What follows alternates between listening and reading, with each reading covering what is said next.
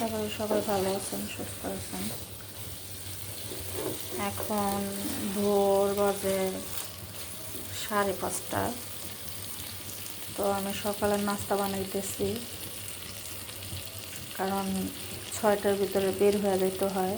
মেয়ের 6টা, 6:45 থেকে স্কুল, তো 6টার থেকে বাসা থেকে বের হইতে হয়।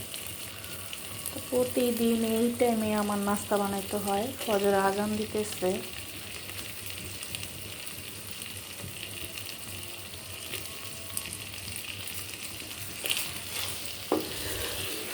সবাই এখন ঘুমাইতেছে, আর আমি এখন রান্না করতেছি।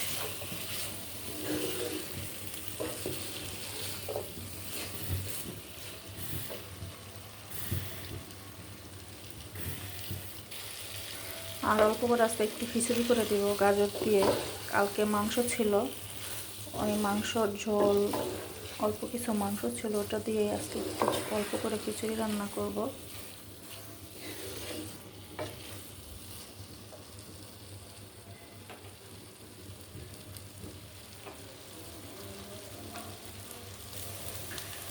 হালকা করে কুসুম পানি দিয়ে দেব।